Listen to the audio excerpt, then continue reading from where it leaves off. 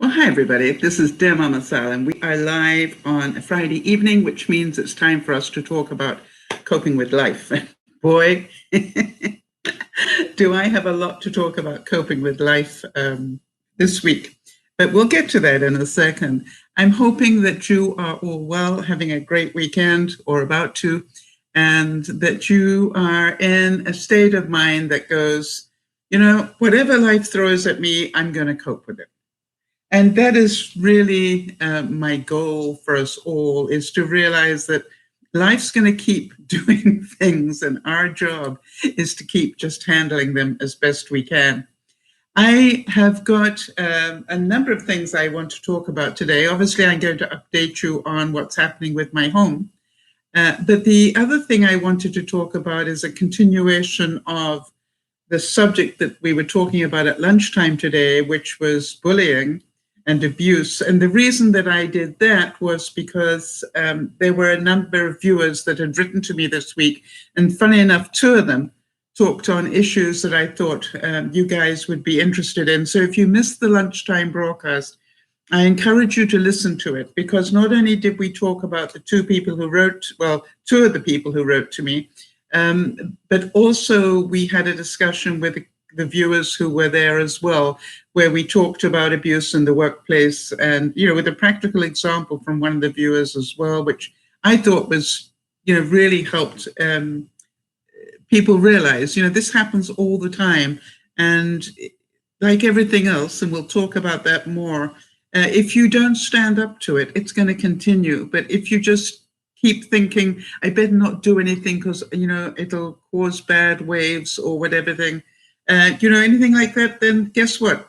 Don't be surprised if it comes back, and probably worse than it was before. So we will talk more about that in a second. I have really fun news for you. And I say fun news because one of the things that you will remember was that I did this piece of artwork. For those of you who don't know, I am at the moment in a rented apartment because my house caught fire, and I'll be going back there very soon, as I'm going to explain in a moment. But one of the things I did while I was here away from my home was to paint a picture. And I just want to let you know I did get it framed, and that's what it looks like framed, for those of you who saw me paint this, or saw me after I'd painted it. It helps if I hold it fairly straight, which apparently I can't. But isn't it amazing what a difference a frame makes? And the reason that I wanted to talk about that is because we deserve a frame. A framework, a solid frame, all right? And what I keep saying to people is, when you see this in a frame, would you believe that it is painted on a piece of Amazon box? Probably not, right? But it doesn't matter, does it? You see, the thing is that it's going to look wonderful in my new to me house.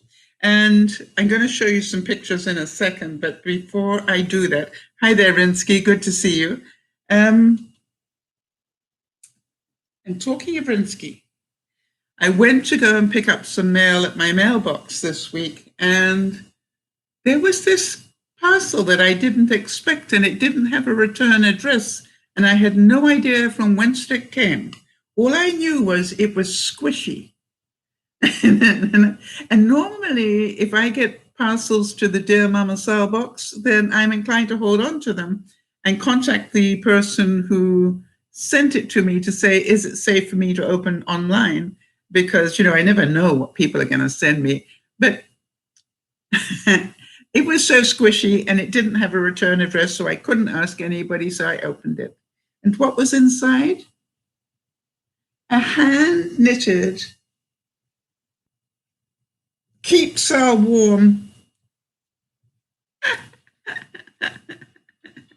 from Rinsky.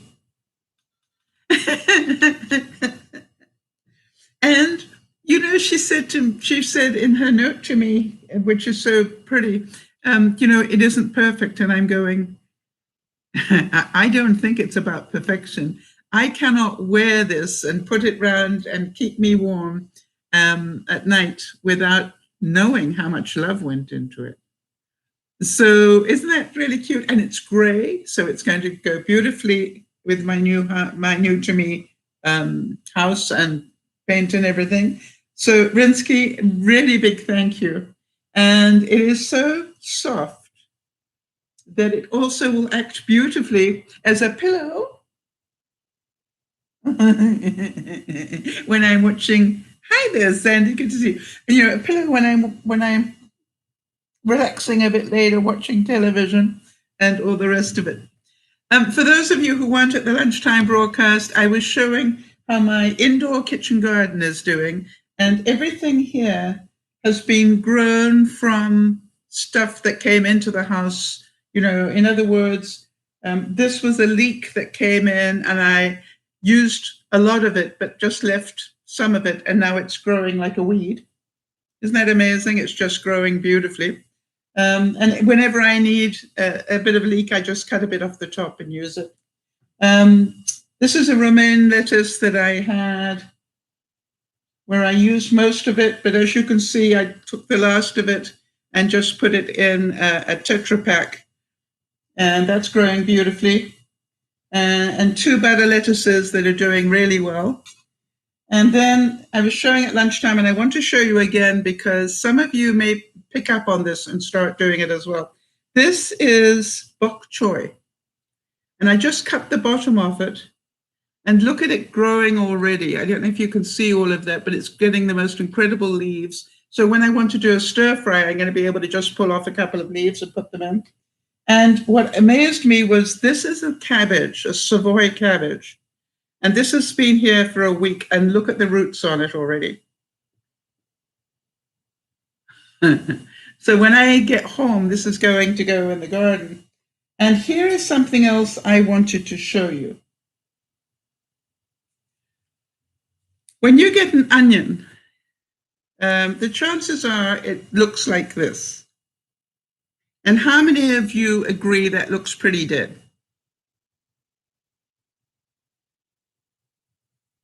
Right?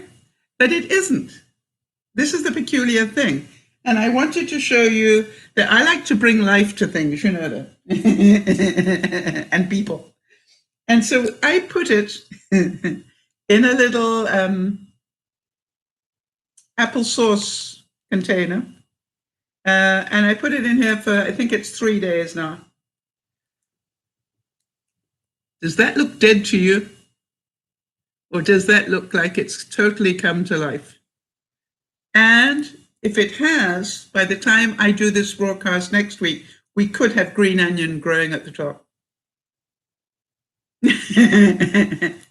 You know me, it's all about the experiment, people. And I'm certain you're all going, Sal, when are you going to stop doing these things? I'm retired. I can do what I like. And I like playing with things. So think about this, because I think it's a great analogy about people. I think people can look pretty dead to you. And yet inside, they just need somebody to nurture them a little bit. And that's what we do here, right, at DearMamaSal. So now I've got to work out where to put that onion in the meantime. That'll do. Okay. Now then, step number 2. Tip number 2. This one happened by accident, as a lot of my discoveries do. I'm doing something, and, Jody will be laughing because, she just knows that I spend my days going, that doesn't work. I wonder how I could make that work. So here was my problem for this week. And this is one of them. Have you ever had something where you tie the waist and then over the years it's gone through the wash or whatever? There is no way that wants to come undone. Do any of you relate to that? And maybe you've put on a few pounds. Christmas has come and gone, and you're going, I really would like to undo that. Yes, and that's what happened to me. And I thought, And I know you're meant to twist it, but I twisted it and it was way too solid for that. So here's what I came up with. I've got a pair of scissors, and all I did, I know Jodi's laughing already. All I did was I pushed the scissors in to where the knot was, and I don't have my glasses on, so bear with me. And then once I got it in there, I just, hang on a second, let me do it, get it properly in there. All right, put your glasses on, Sal, it would help. Bear with me here. You know this is live, right? So here's the knot. So I'm just going to put the scissors in there. Oops. Right? As far as I can. And then once it's in there, I'm just going to open the scissors like that. And when I do, I'm then going to turn it over and put it on the other side. Do the same thing. Get it in there, and then I'm going to pull the scissors apart. And guess what?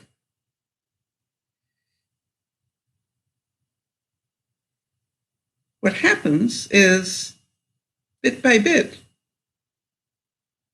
okay, let me do it here. Now, yeah, I guess that's done. There we go. There it is, totally undone.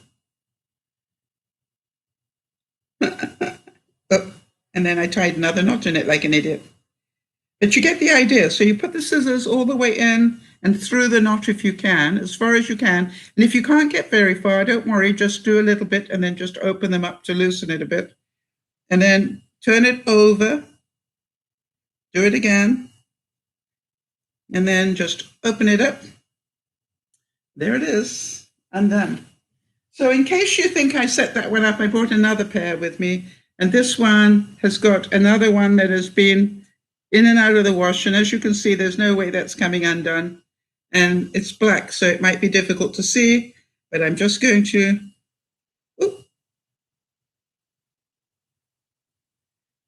see if I can do this.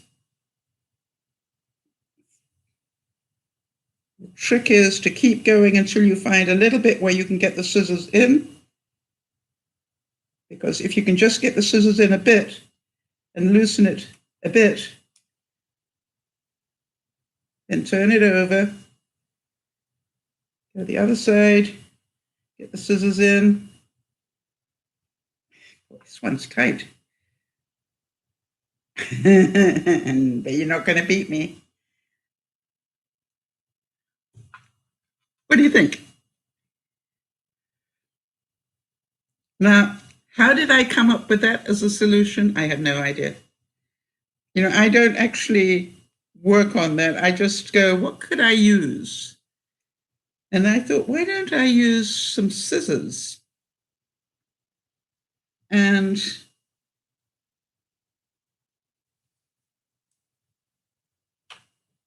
that's simple. Oh. So that is my clothing tip for the day. And as you can see, you just got to be a bit patient with it because it's been stuck there a long time. So just put a little bit in and just loosen it just the tiniest bit, turn it over and do it again and keep doing that. And then you'll find that about the third time, it's going to go in a lot more easily, and then you can just pull it apart without ruining the drawstrings. All right, and then my last one for today, before we get on to the topic, is I had to make a decision whether to, I think all of you remember I had a problem with the crud underneath my keyboard letters. And I decided I wasn't going to get a spray aerosol to clean out my keyboard because, that's not good for the environment and everything. So I bought a little handheld puffer thing. And you're probably wondering, does it work? So, well, you'll be surprised how well it works. And what I'm going to do is hold up my other computer, and I'm not sure if I can get it close enough so you can see. Oh, that doesn't work. I need to get it so you might be able to see the crud coming off it. Are you ready? I don't know if you can see the bits coming out or not. Probably not. But I assure you they are. And if you don't believe me, see what I can pick up here.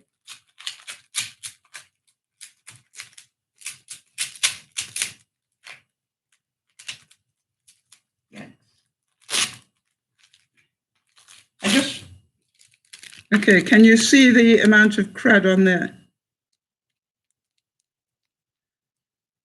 And that's all come from underneath the keys and just with a, oh, by the way, if you're feeling a bit warm, you know, I do like to find other uses for things, right?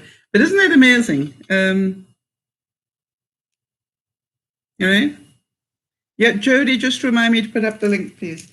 So the difference was, this was under $20 and will last a lifetime, or it will last me a long time, as opposed to a can of air, which will, you know, it's not good for the environment for one. And really, why would you pay for air? It's a bit like, why would you pay for filtered water? You remember when people said that we're going to buy water? Yeah, and you're going, I just use my faucet, you know, I turn it on.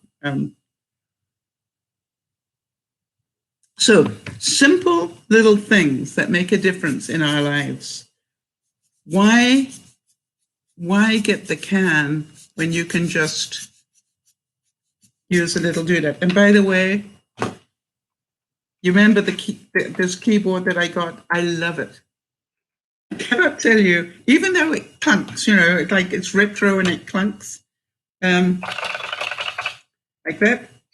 I love it to bits. I want to tell you, and for those of you who don't know, the keyboard on my main computer is not working properly. And instead of buying a new computer, I bought a new remote, keyless wireless keyboard, because the problem is one of the keys is broken. And so it's I've got a choice. I can spend thousands on a new computer or a couple of hundred on getting a new remote wireless keyboard. And of course, they had to have the matching mouse. You know, the color scheme is not going to quite fit with my new place. Oh, new place. Okay, guys.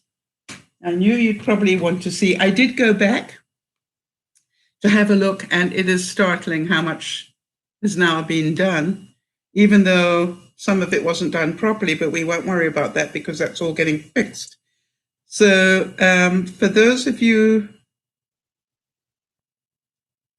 bear with me a second.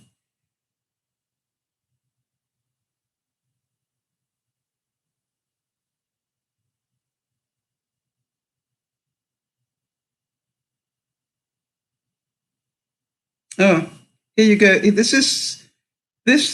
I just did have this picture for you. Can you see? No, maybe not. Hang on a second. Let me see if I can show you. Can you see the crud there on the front of the keyboard? Oops. Can you see the crud at the front there? That's on this keyboard here, and that was the 5th time that I did it. And I still got that much out. Isn't that amazing? Okay, so now then, wait 1 second, so I can show you.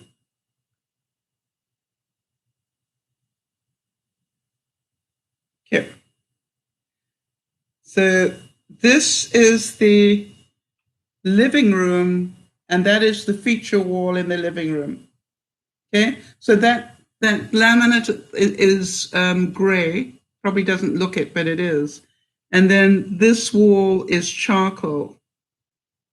And I'm saying that because everybody's monitor comes up a different color. And then it was quite exciting to see. And then this is looking into the bedroom area from a distance. And that will be at the back of the house, also has that feature wall. And for those of you who remember my craft room, okay, This is the craft room is in the, yeah, this is in the middle of the house, and that also has a feature wall. Okay. So it was, how's it coming along? It's coming along like gangbusters. But unfortunately, with that comes some other issues. For example, this is my stove, and I noticed they dinged my stove when they were putting it back. And yes, they'll fix that. I noticed that, you know, they repainted something, but boy, for some reason, they didn't fill what they painted. Look at it. And I just went, yeah, I think I'd like that properly filled and properly painted, please. But I'm not feeling like I'm being a pain. This is just like, that's what I want to have happen. And, you know, this won't be finished until I'm happy. And did they fix the fireplace issue? Yes, it cost me a lot of money, but we got it fixed. It cost me $4,000 to get it fixed, the problem. Between that and the leak that was in that part of the house that wasn't part of the fire. But I'm safe. That's the main thing. And you've got to think about safety. So the news is, and I got this news, Jody, just before I forget, I need to show you this. Anybody who's got a Wii Fit thing, for some reason, I got a gold timer today. And it had up on the screen, congratulations, you've graduated to a gold timer for all your hard work. Well, I'll talk about that in a second, but just before I forget, because I'm going. So here's what they're telling me. They told me that they would like me to move back in on March the 26th. Now, if I'm correct, I think it was the 26th. I will confirm that in a second. Yeah, and I went, that is a Friday. Now, just because they tell me that's the day that I can move back in, does that mean it's the day I need to move back in? I just want to make sure that I'm teaching you guys how to keep out of stress as far as possible. Can you imagine if, I'm certain you'd all understand if I said to you, I can't do any broadcasts on the 26th because I have to move back home. I'm certain you'd all agree with that. But you know, why would I do that? And I just said, no, sorry, Fridays I do 2 broadcasts. There's no way I'm moving on a Friday. So what I'd like to do, you see, that's how I word it. And what I'd like to do is to move all the big stuff back in on the 24th, which is in fact, even the 23rd and 24th, and then have them unpack it all on the 25th, because it's going to take a day of them unpacking and putting things back. And they took pictures of everything. So if I understand it correctly, what they will do is they will just look at the picture and put everything back exactly where it was, as messy as it was, because I didn't know I was going to have a fire. But they literally, you know, every cupboard they opened up, they took a picture before they took everything out of it, so that they know this is where I keep my spices, or this is where I keep this, and this is where I keep that. And, you know, it's amazing how they did that. But do you understand that just because they want me to move back on a certain day does not mean I have to? And so I had to stop for a second and think, what works for me? And I'm going, I could move back tomorrow. You know, and you know, camp again, you know, I've done that, but boy, there's still a lot of dust there. And that dust has now permeated, you know, because they cut all the boards for the flooring inside. And therefore all that dust has now gone into my cupboards. So I've asked them to please make sure that they clean out all the cupboards and wipe them all, you know, before my stuff goes back in there. So I would like to say that Rinsky's asked me, what happened to the bathroom? Did I get the shower you wanted? Yes. Okay. Did I showed you the picture, right? Of what I'm going to do. And so it is important, again, to ask for what you want. Now, quite honestly, until it all gets put together, I won't know exactly. And you do understand that doing this all by email and stuff, hi there, Lauren, good to see you, is extremely difficult. So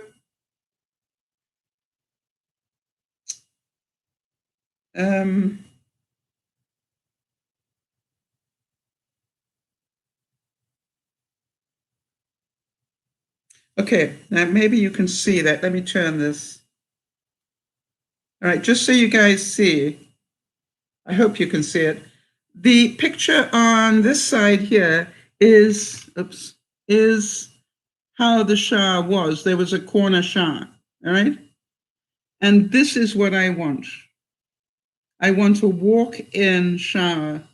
And if there is any room, and there may not be, I'd like some shelves or a small cupboard on the side. Does that make sense? So this is what it looked like with the shower, and now this is what I want to do. That would be a 60-inch shower. Okay, just so you all understand. And now we've got the paint in there as well, so that makes very exciting. So the point that I am making here is understand who has control here. They can tell me they would like me to move in at the end of March, and I can say I'm not ready yet, you know, and I don't want to move until the middle of April if I wanted to, but I don't want to. Now, what I also said to them, and by the way, how many of you got excited when you heard that I would be in before the end of the month? And how many of you got worried because you know what it's going to take for me to move back into the house? And I want to ask that because, you know, I'd like to address both sides of it, because one of the things we know in life that you know, the good things are as stressful as bad things. You do know that, don't you? So, you know, when I thought about, gosh, I've got to pack up everything here. Now, they would come and pack it all up for me, but only I know what belongs to me and what belongs to the apartment. All right? And so what I've said to them is, you know, send me 10 boxes and I will pack up stuff and then you guys can come and move it. All right, Serinsky's saying, but would they start charging you for the place you're staying in now if you don't move in when they want you to? Not necessarily, no. And I say not necessarily because, you know, they've got a budget. I could, if I wanted to, I could stay here for another month or two, you know, within the budget of how much I'm allowed. Their main thing is to have me happy. It's a good thing to keep me happy, people. I paid an awful lot of insurance money to have this service. So, you know, but what I'm trying to say is that I'm certain some of you wouldn't think to say, no, that doesn't suit me. I would rather it happen on a different day.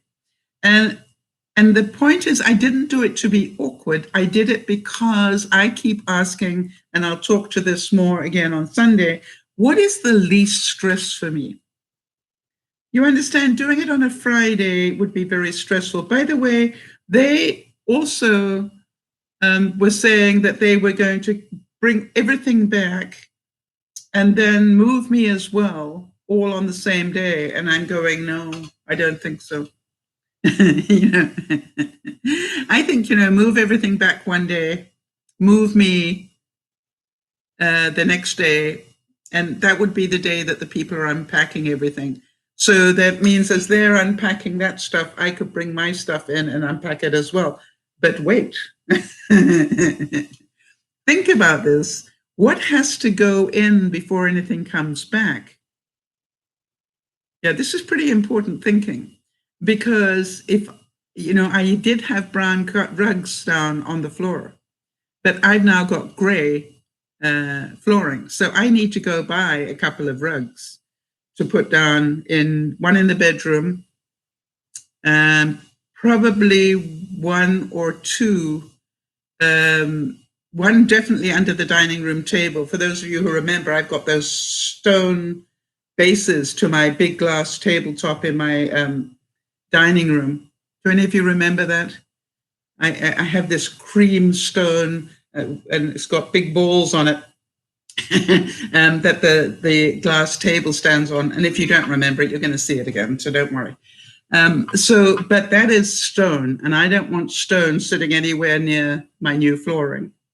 So that's going to change. And by the way, I reminded them that I had just had the house power washed literally a couple of weeks before the fire. And therefore I needed the whole house power washed again, you know, because of all the smoke and everything that would have permeated the siding and everything. So it's not that I'm being awkward. It's like, ask for what you want. They can always say no. And that's the thing that I want you all to understand. Kimmy's saying, I don't think insurance companies here do as much as your insurance company has done for you in Canada. All right, so here's what I have to tell you, because even my neighbors asked me, how come you're getting treated so well? And, you know, my obvious answer was, well, it's me. You know, I deserve to be treated well.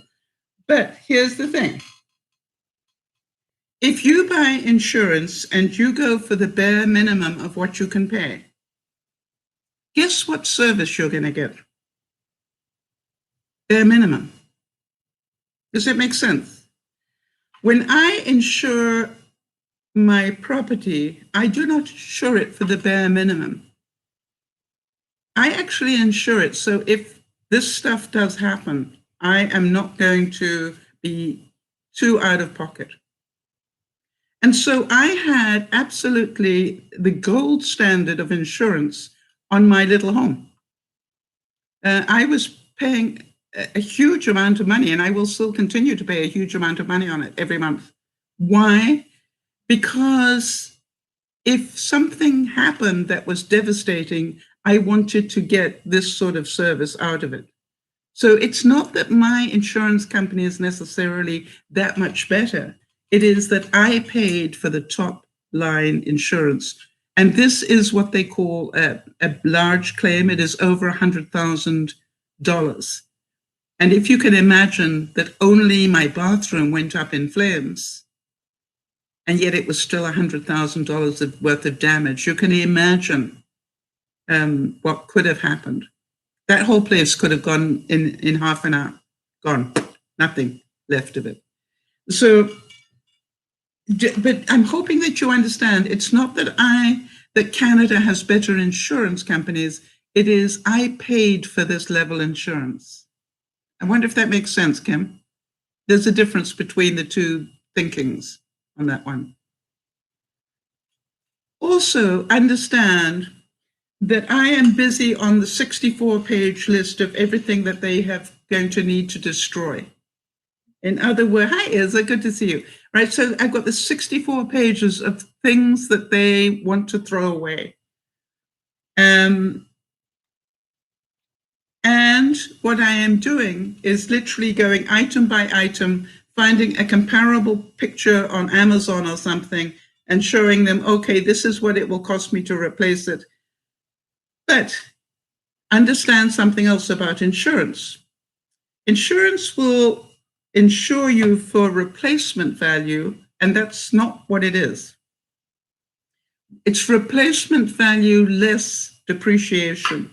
So I might have bought this book, I might have this bookcase, from IKEA, that cost me $150. Will I get $150? All right? Not necessarily. They will say, how long have you had the bookcase? And I'll go 20 years. And so maybe they'll give me, 75. You understand? It's called depreciation value. And so they will try and depreciate everything that I have had. I mean, it's not that they're nasty, it's how it works. So Kimmy's saying, It's expensive here. I pay $1,200 a year. All right, let me do the math on what I pay, just so that we've got that in figures. I think I pay about that. I pay twice that, I think. Let me just do that again.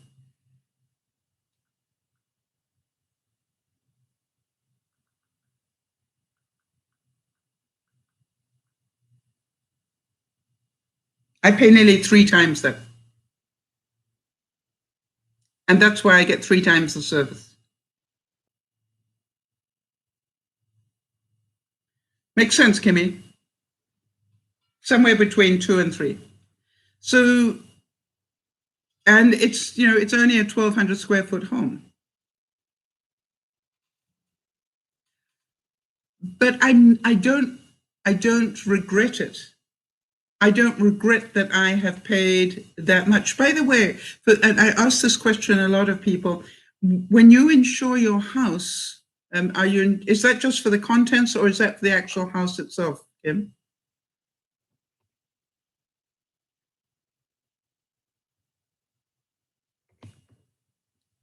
Because that makes a difference as well. I don't know whether you own the house, in which case you are, that includes the actual owning of the house as well as the contents that I pay that for. 2 different lots of insurance, if you like. Yes, because one of the questions I always ask people, and I ask this of insurance companies, and they all look at me like I've gone insane. I say to them, I'd like to know that if there is an earthquake and my house disappears into the chasm, am I covered? Because the value of where I am is in, you know, is in the land. Therefore, if the land gets sucked into a earthquake, do I get new land? And I wonder how many of you have asked that question. You see, I think about things like that. I want to know, you know. And they look at me and going, what? And people have said to me, you pay for earthquake insurance? I said, yep. Guess why? Because if there is one, you know, I would like to know that I'm covered. Now, do I pay through the nose for that? Sure. But I'd like to know that if my house disappeared in a chasm, I would still be able to buy a new house with its own land, necessarily. You know, I'm not doing that now, but, you know, that was my thinking. So it's going to be a very interesting few weeks coming up, because if you think about it, 3 weeks from today, I should be doing the broadcast, opening up the cupboards, if the internet works, opening up the cupboards going, hello, everybody. And how many of you are looking forward to that coming back again? And I wonder what it is that you're looking forward to in my going back to my house. What is it about my house or the broadcast that I did from my house that you enjoyed? All right, that you're looking forward to seeing again. One of the other things I'm seriously thinking about, and I know this sounds really strange, I'm seriously thinking about getting a trolley, you know what I mean, on wheels that moves around, to put my television in the living room on a trolley. And I know you're going, what? Well, why would I not just get a TV unit? Well, because if you remember my television, I put it on top of the fireplace. But because it had to be secured there, I couldn't go and lie on the couch and watch television because the television was at the wrong angle. But I thought, you know, if it's on a trolley, I can just swing the trolley to the angle that I want. And by the way, if I'm in the kitchen, I can just wheel the trolley to where I want it and watch it from the kitchen. How many of you going, not so stupid? Rinsky's missing the plants in the, you know, that used to be behind me in the greenhouse window. I'm really missing those as well. All right, so you miss the kitchen, the food, and the experiments with the plants, right? So I'm obviously it's all coming back, and the sunshine. I know, an incredible, it's just, as I said, I'm going to be leaving here with 2 windows and going back to 14, and most of them in the living area, and the skylight. So you can understand I'm very excited about that myself. However, you do know that it's going to be a very difficult time. And it will be really important for me to keep my stress level down. So that's what everything that's happening now, I'm going, does it really matter to me? That much. And I was thinking, I can, trying to make decisions on tile and stuff, I can make a mistake now, because I'm not physically seeing it and so forth. And I'm going, something, I don't really mind. I got a new bathroom coming. I'm not going to worry too much. How bad, can it be? And if it's just a mentality where, they might get upset with me because I'm not making decisions fast enough now, but I'm going, I've been here for 5 months. Yeah, you could have come and bought me these things personally in 5 months, and I could have made a very solid decision.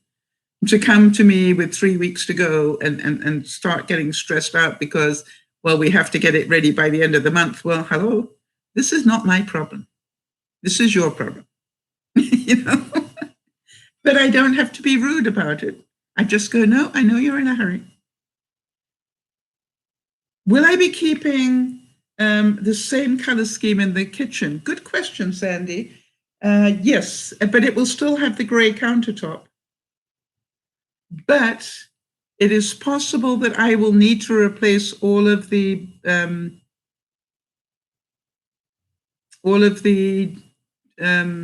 cubies and things. And if I do, I may go to gray and red rather than black and red.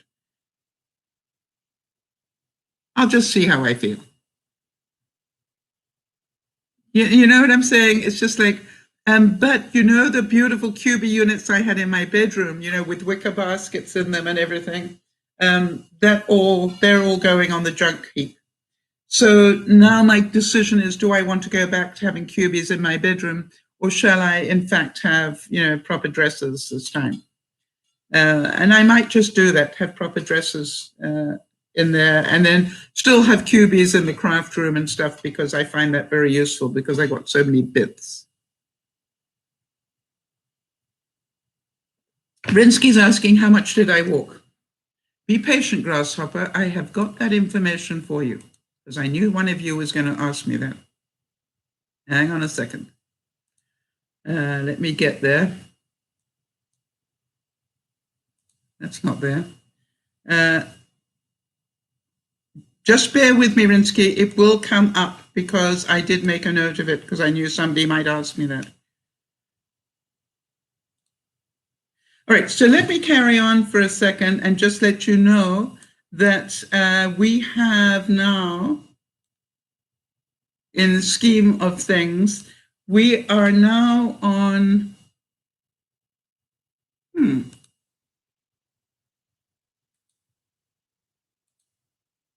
going to find this. If the year is in chapters and January was chapter 1, and we are now in chapter 3 because it's March, and we are on page 64 of 365. Isn't that amazing how quickly that has gone? And so I wanted to make sure that you are aware of that, because we haven't, spring is around the corner now, and we have got a whole new life ahead of us that is coming. In terms of how much I have walked, I just want to give everybody a reminder. Sort of 1,428 steps a day is 5 miles a week. If you can do 10 steps, 10,000 steps a day, if you're somebody like Beth, that's 5 miles in a day. My goal, as you know, last week was to walk a full marathon. That's 56,000 steps in a week. And that turned out to be 8,000 steps a day. And I did it last week with a few steps to spare. Now then, where is my...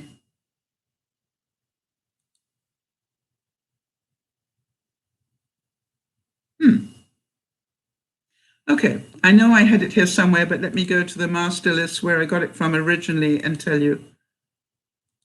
Or did I just close that out? I think I just closed it out. I am up to 43 something. Just so that you know, 43,000 and something at the moment is what I've done of the 56. The question is, how do I feel about that? I'm pretty proud of myself, quite honestly, that I have done that. It's taken a lot of dedication. It's not easy to do 8,000 steps a day when you're in a one-bedroom apartment, but I have done that. All right, so Kimmy's saying that she filed for an appointment form for the vaccination.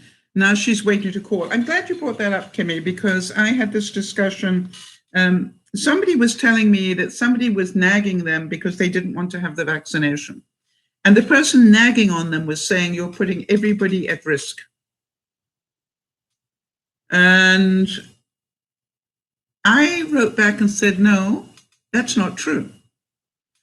A vaccination, if you get vaccinated, you are vaccinating yourself. So if you get it, you will not hopefully end up in ICU or on a ventilator. The vaccination does not stop the spread of the disease. The vaccination stops you dying of it. All right? And you know, most of the results from the people who've had the vaccine, they're not ending up in hospital and they're not ending up, you know, on a ventilator or in ICU. And that's what a vaccine does. So if anybody says to you, you know, if you don't have it, you are risking everybody else, that's not true. You are just not protecting yourself. Now, Rinsky's saying there is herd immunity. Now, herd immunity is where once, you know, when enough people have had it, then, you know, everybody gets sort of slightly immune to it. But if I got it, Rinsky, it would probably kill me because of my history of illness. Hi there, Nada. Good to see you. You understand. So to me, I'm definitely going to be getting it, and I won't be able to get it here, I believe, until April. I think at my age group, we get it in April. So that is okay. Kimmy's asking, how long did it take me to walk the 56,000?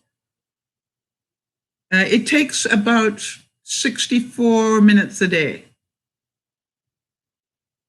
You know, you have to be pretty committed. So the question is, like anything in life, do I want to do it badly enough that I'm prepared to make an hour a day to do it?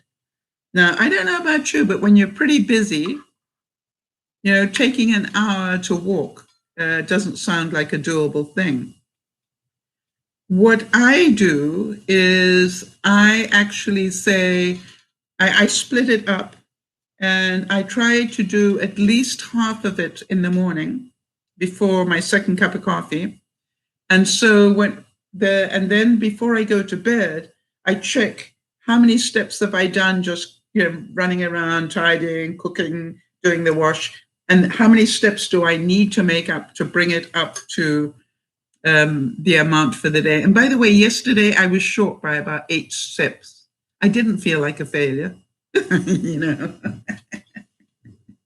I didn't feel like a failure at all. I could have felt like a failure, you know, but I didn't. You know, it's just like, okay, so tomorrow is a big makeup day.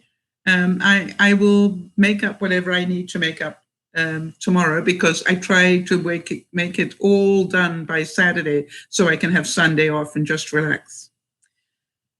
Kimmy's saying, I also have to take my dog in for surgery on the 9th, and I'm worried about the payment. I'm sorry for your puppy. And what are your options for the payment? right? Because I am certain you're not the only person that has problems paying a vet bill, and especially for a surgery. So, have you discussed this with your vet? And is your vet prepared to give you terms at all? Because I'm pretty certain that you know what you've agreed to. Most vets don't do surgery until they've cleared up with you how you're going to pay for it.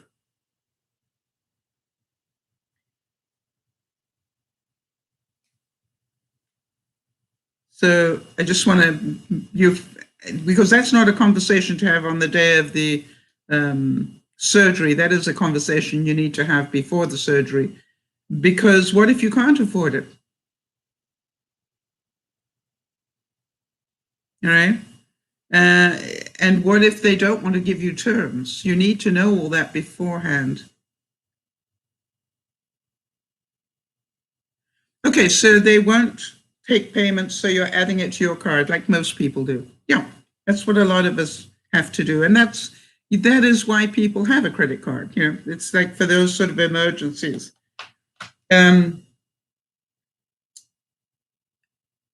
just, can you get pet insurance? Yes, I always had pet insurance, quite honestly. I'm pretty certain you have it in the States as well. But it does go up as your pet gets older. I do want to just warn you, but I always think it's well worth paying for that. Good question, Rinsky. So you may find that that's something you may want to consider, Kim, is to get pet insurance so that you don't get caught with a big bill like this.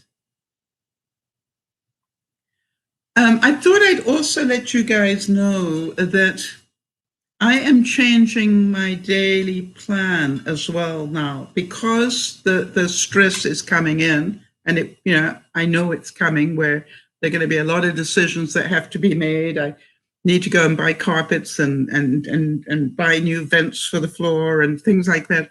What I've decided to do is I'm going to change my sleeping habits to fit in better with normal people. In other words, I'm not going to do my go to bed at 2 or 3 o'clock in the morning and sleep until midday. Why? I need to have regular hours to shop in. And so that is, do you understand that? I'm trying to make sure that I am not going to try and fit everything in a couple of hours because I sleep until lunchtime. I'm now trying to go to bed, 11 or 12 o'clock, somewhere in there, and then get up at 8.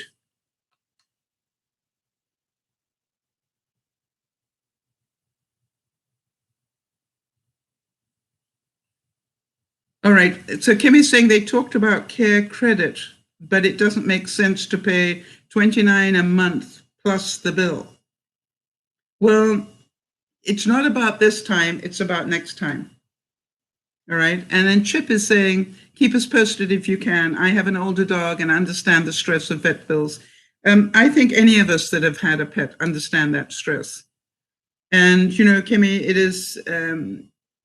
it is sad, but it is why so many people say that if you don't get pet insurance, at least put away some money. Don't kid yourself. Having a pet costs a lot of money. I always said that it costs at least $2,000 a year to own a pet. And so therefore you need to know that you can put away $2,000 a year so that if anything happens to your pet, you have the money. Yeah. And so that is the point. Rinsky's saying try and take this as easy as you can and don't rush decisions. That's what I'm trying to make sure I do. So I'm going to take a day and go and see what can I get, for some carpeting. And part of me goes, I'd actually like to live without any carpets because it's way easier to clean. But on the other hand, I do have to have a carpet under my bed because of it's so heavy.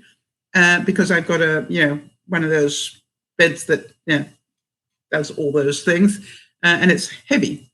And then I also need a carpet under my dining room table because of the stonework on it. And it's rough stone. It's not like marble. It's rough, like stucco stone. That's the best way I can describe it. Kimmy's saying, I have to get it done, or he could get cancer or things could wrap around his... Yes, it's an emergency thing. I understand that, Kimmy. So it's not a maybe. It has to be done, and you will somehow find that money. But as I said, I'm pretty sure you already know how to do that because... but it doesn't take away from it is so painful to know. So Chip, if you know that your dog's getting older, this would be a really good time to be putting money away. Open a separate savings account if you have to, and just put, $50 away at least, every month towards the cost of your dog getting older.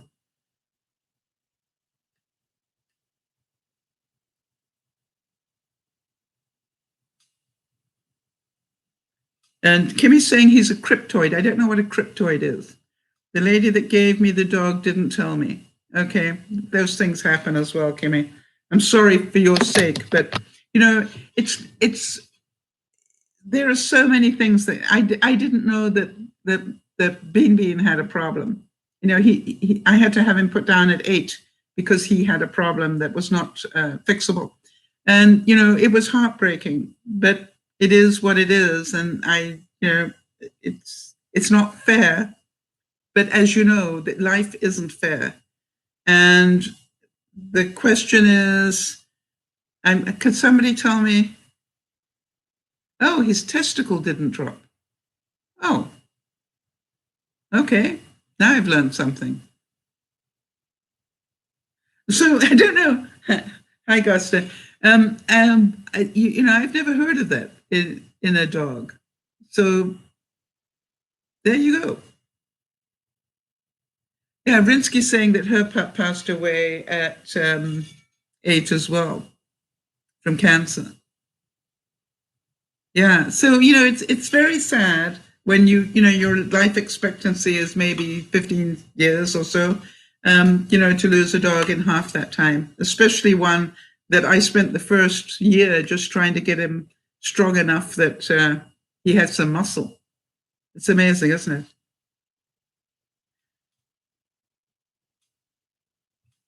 Hi, Richard. How do you quit hard drugs? Okay. Now that's like and you really want me to answer that in a sentence, I'm sure. The main thing is, are you prepared to quit hard drugs? And have you tried to quit before? I'm going to presume that you're serious about this. So let me just do that.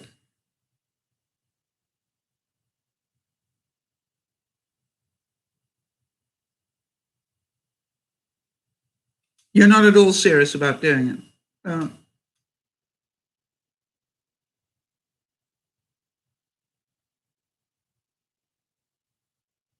You're not a quitter. And so therefore, I'm not going to waste your time or mine.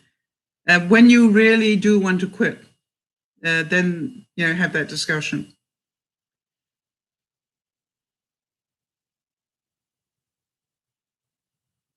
So when you look at it, it is not the vet's fault that they charge so much for these operations. It is what they have to charge to be able to do them. And the issue is that if we cannot afford that money, we need to rethink whether we can afford to have a dog. Does that make sense to everybody? Kimmy, he wasn't serious. It was a troll. He said he wasn't serious about it. So, you look at it and say that for some of us, especially, after the pandemic and everything else, we are not going to be in a financial position to be able to afford dogs. Right? And that is not, as I said, don't be angry at the vets for what they charge. They need to charge what they have to charge to be able to pay their bills. but understand that these things do happen. And my heart goes out to you, Kimmy, because, you've had a really tough couple of years without this happening as well. And I am aware of that. And I wish that I could tell you some easier news, but I can't. It is very, very sad. And yeah, it's rotten. And I think it is a decision, Kimmy, that a lot of people need to, work on, which is, can I still afford to have a pet? And I want to tell you, some of you probably know this, that during the wartime, not only did people give up their pets, but some people literally sold their children. If you can believe that, sold their children. Why? They were so unable to support themselves that, number one, they couldn't afford to actually feed their children, and then they actually sold them. And that's pretty scary to think about, but those sort of things happen when times are tough. So I don't want you to feel that you are a bad dog owner for struggling to pay bills. All right? I think almost everybody that I know is struggling to pay bills at the moment, especially a hard hit like a surgery. And I think you need to give yourself credit for actually going ahead and having this surgery done. And, that is important. And that, if you need to, you may need to give your dog away, if there's no way you can pay that bill. But you will still be liable for the bill. The other thing is, I'm a great believer, if you are part of a church group or a community of any sort, let people know that you're struggling. There is probably somebody in your church group or something that has the ability to give you a little bit of help. And that is important. And if you want me to, Kim, I'll put up a note on DearMamaSal. It's a small community, but maybe somebody, can help you with a few bucks here or there. If you would like me to post that up. You've been a long time viewer, and I'd like to do what I can. Yeah. I wanted to talk a little bit today about haters, because you cannot live in social media world without knowing that we get haters, and we got a couple of trolls today. And I thought it was really important that we revisit this. At lunchtime, I talked about workplace bullies, but today I wanted to talk about that. And I've got some quotes that I thought would get us talking about it. And that is, okay, Kimmy, you would like me to do that? Is that what I'm seeing?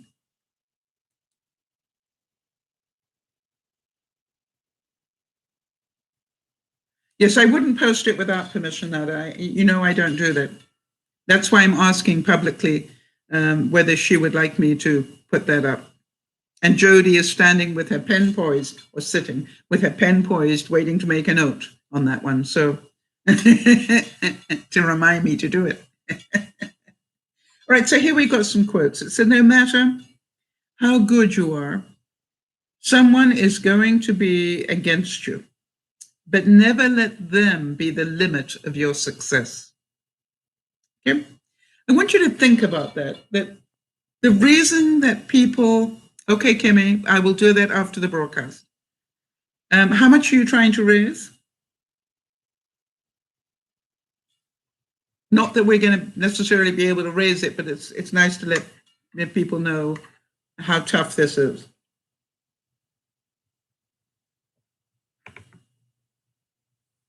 And by the way, I don't know if anybody's had an update on Bubba. I haven't heard anything in the last 24 hours, but for those of you who didn't know, he was rushed to hospital with a mysterious bleeding going on. And I haven't heard anything since then. So just so that you know. Sometimes people hate us for just being who we are. And that's not fair. But so it's going to cost $250. Okay. Jody, if you could just make a note, please, and remind me, and I'll see what we can do. It's possible that some viewers will be able to help you a little bit. And I would think the question I would have is, have you put up a GoFundMe thing? Because if you have, then I could give them a link to that.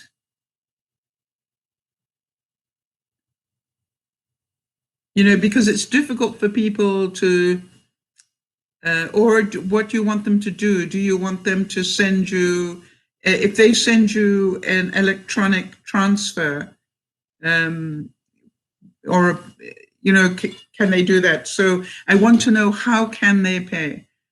Do you have PayPal, or, does your bank allow, do you have electronic transferability on your bank account? Right? Because if you can't tell me how they can pay you, it's going to be difficult. I can't put it up yet. We need to think that through a bit more.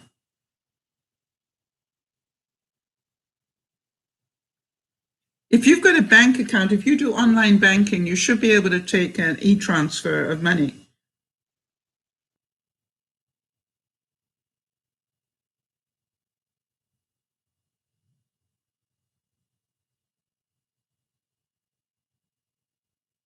All right, I tell you what, Kimmy, I'm going to leave that ball in your court. As soon as you tell me,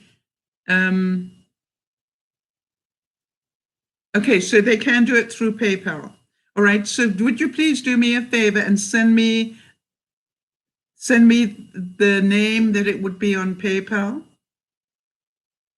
Yeah, get me the link and email it to me so I don't have to write it down. Email it so I've got it properly, and then I will put it up with the PayPal link for you.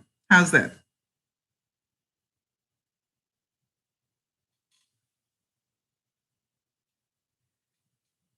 You can have a nickname link. Yes, it does. So do it in a way that you feel comfortable. I'm not happy. What I like about PayPal, though, is that's pretty legit. People know it, and they know that it will be, going to you. E-transfers, I want to tell you something. E-transfer, if you've got a bank account that you can do online banking with, it is the easiest thing. I want to tell you. And all that somebody does is they send you an email from their bank for the transfer, and you click on it, and it asks you, where do you want this money to go? Do you want it to go to your bank? It'll give you the options of your banking thing, and you just click on the name of the bank that you want it to go to, and it just literally, it amazes me how easy it is. But if you are not ready yet, we can do it on PayPal. Done. I don't want to spend too much more time on it, because obviously we'll take the next step. All right, so here we go. Haters don't hate you, they hate themselves, because you're a reflection of what it is they wish to be.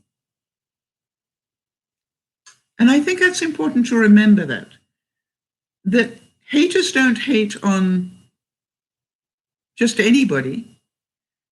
You have to be rubbing them up the wrong way some way for them to hate on you, if you think about it. Right?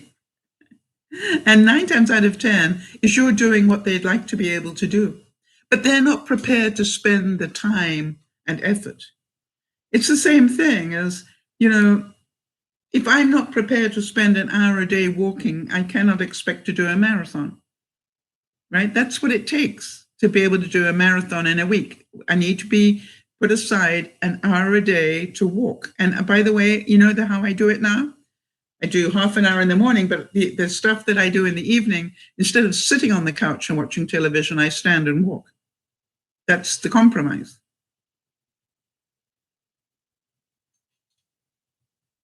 So they say that the word hater is having anger towards everyone. And again, we were saying this at lunchtime, but like all bullies, let us feel sorry for them, but let's give them a lot of space. All right. And it's just like, feel sorry for them, that's the only thing that they enjoy in their life is cause trouble. I think it's sad. How about this one? Haters don't hate you. The reality is they fear that they will never be able to get where you are right now.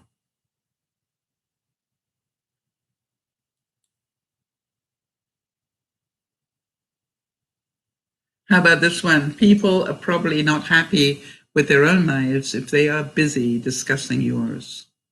We were talking so much about that at lunchtime today, about rumors and people, backstabbing you behind your back and things like that. These are people that don't have other things to do. And, it's as I gave some suggestions of what to do when you hear somebody dissing somebody else. Because if they're dissing somebody else in front of you, the chances are they're dissing you behind your back as well. And which is why I always call it, when somebody's telling me really nasty things about somebody, I'm going, I hope you don't say the same about me when I'm not here. Oh, no, I'd never do that. Well, I said, well, they probably think that as well, that you would never do that. And yet you do. Which doesn't make me popular, but it is my reality.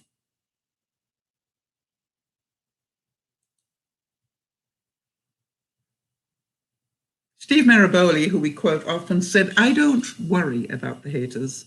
They are just angry because the truth I speak contradicts the lie that they live. How about that one? They're angry because the truth I speak contradicts the lie that they live.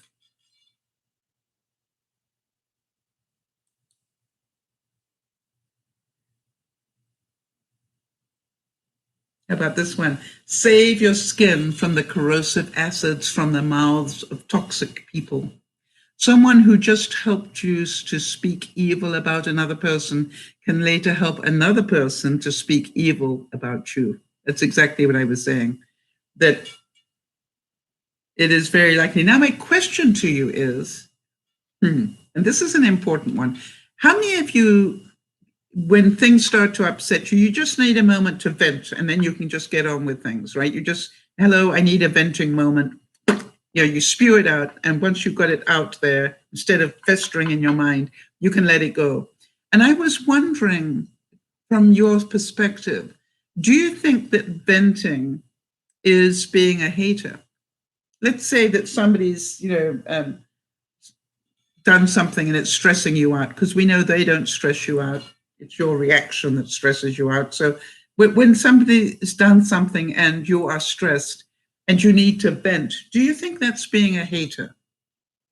If you're doing it within your circle of friends or whatever. And I wanted to have that discussion because I do believe that being able to vent is a very important part of stress reduction for a lot of us. And to me, there are two different things. One is, I am upset because of something that happened, but I know it's my stuff, right? I am upset and I need to verbalize it. And then what I find is once I verbalized it, I can let it go. I don't hold on to it. So what do you think, guys? Let me know your opinions on that.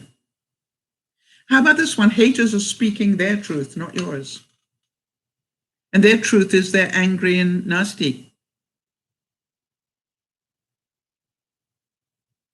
Or how about this one? This one is really true as well. People who have no life will always try to start drama in yours. And they will continue to do that if we don't stop them. But if you stop them, it is amazing how, to me, it's just like, if people want to gossip, I understand that, but doesn't mean I have to participate.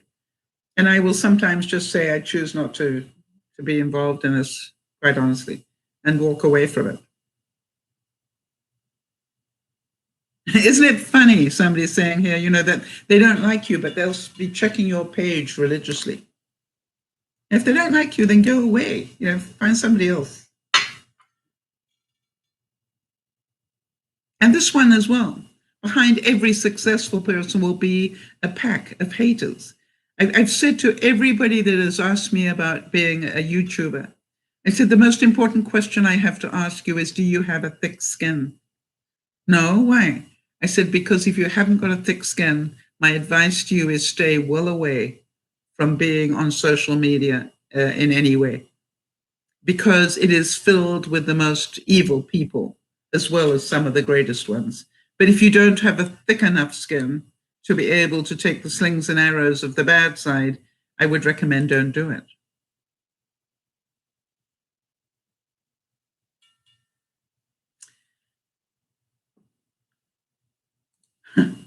And that is the best advice I can give people. It's not about anything other than, if you can't take criticism, do not be a YouTuber.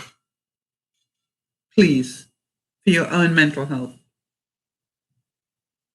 How about this one? Dear haters, I have so much more for you to be mad at. Just be patient. I've only just started. I saw a great quote. Let me find it here. A great quote from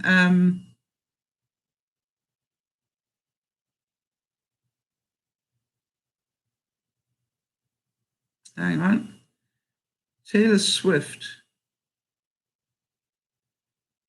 Where is that quote?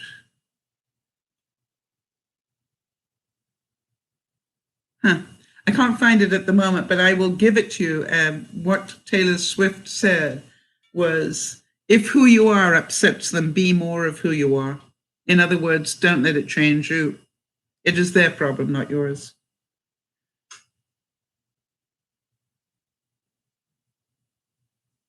Very important that you understand that. It's not about that you have to be a people pleaser in your life. It is about, if you are a nice person and you're happy with the life you are living, that is success at any level. That is success. And be happy in it. And understand that not everybody's going to see that as success, or not everybody is going to like you for it. But that's not your worry. It's theirs. And it is important that you understand that difference. And here's what Winston Churchill had to say about it. He said, you have enemies? Good.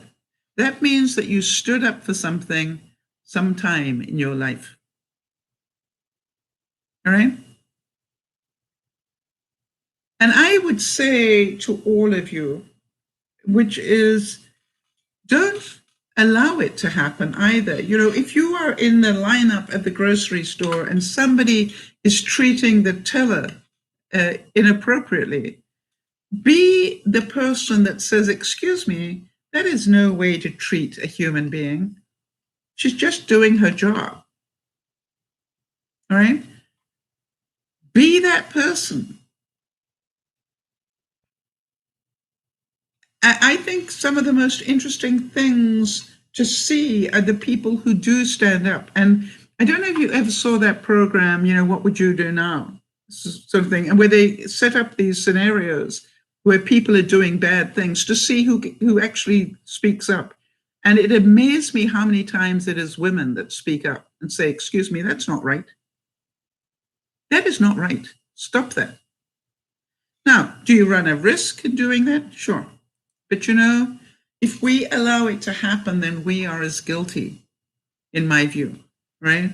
So if I'm in a lineup and I see somebody badly treating the checkout person, I will say something and go, excuse me. Or I actually, what I normally do is I look at the checkout person and I go, I know that man is being really rude to you right now, but any minute now you're going to get me. It's going to be worth it.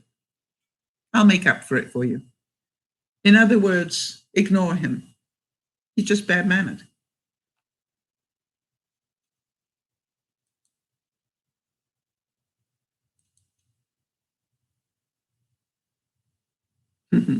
And explain this to me, right? You hate me, but you're still watching? That means you're a fan. It's just like, I don't know about you, but in my life, I don't watch people I don't like. I move on. So Don't you think that's sort of masochistic that why would you stay long enough to become a hater? That's beating up on yourself. I don't understand it. And this person said, never explain yourself when haters have already made up their minds. You and I both know you cannot change a hater's mind, right? Their mind's made up. They're not people with open minds. It's an oxymoron to think that haters have open minds. They don't. And how about this one? Most haters are stuck in a poisonous mental prison of jealousy and self-doubt that blinds them to their own potentiality. Of course, Steve Maraboli again.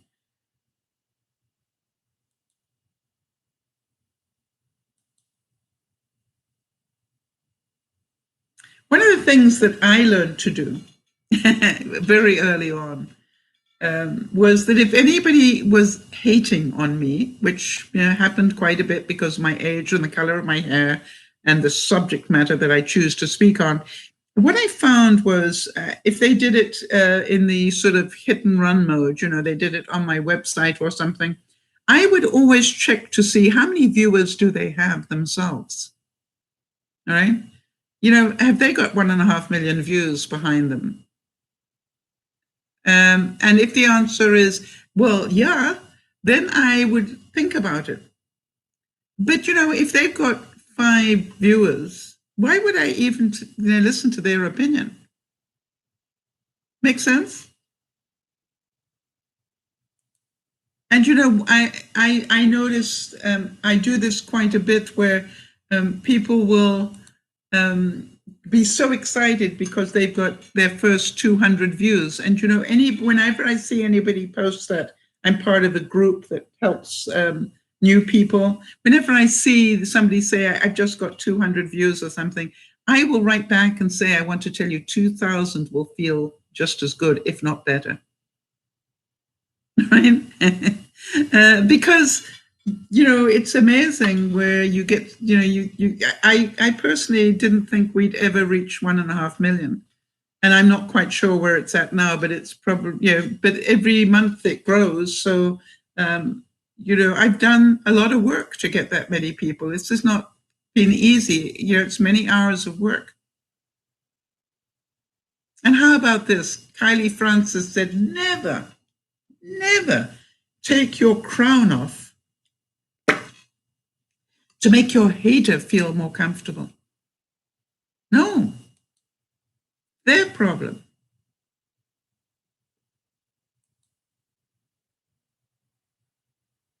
And how about this one? Be what you are because you were not born to impress somebody, especially a hater.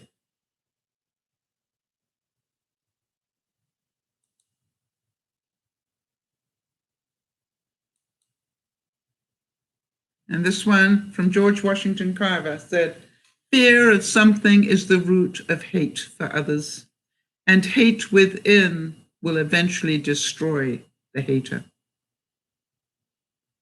Right? It is not about you, it's about them. It's sad, quite honestly. And how about this one? Don't worry about those who talk behind your back. They are behind you for a reason. One of the things I said at lunchtime about the viewer that wrote to me about the problem she was having with somebody, dissing them behind their back, was that I was pretty sure that their boss knew that. That the boss wasn't stupid, and the boss already knew, and that person had already gone and complained to the boss about the viewer. And I said, being a boss, I can remember people did things like that to me. And guess who I would normally side with? I would ask myself, what is my experience of Jane? And do I think Jane is a bad person? No, I know she's not a bad person. I know she's a good person, works really hard, has a great work ethic, and doesn't talk behind anybody's back.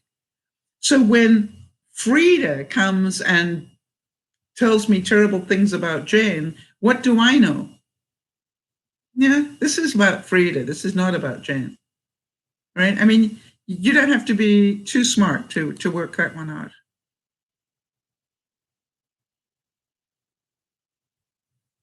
Well, how about this one?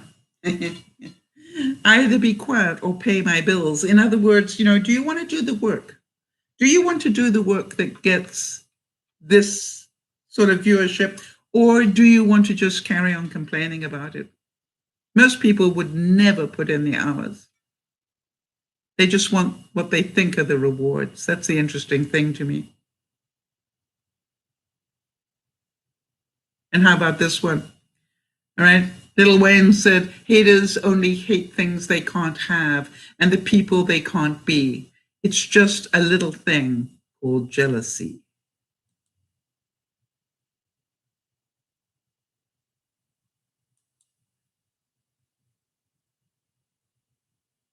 And I thought this was cute.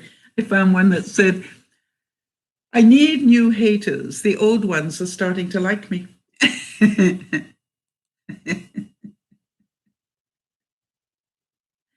And this one says, haters are like crickets. Crickets make a lot of noise. You hear them, but you can't see them. Then right when you walk by them, they're quiet. What I was talking about today about bullies is call bullies out. It's difficult for children, but it should not be difficult for adults, right? We need to stop bullies. We need to stop people who are bullying us, but we also need to help protect people who are being bullied. I really do believe that.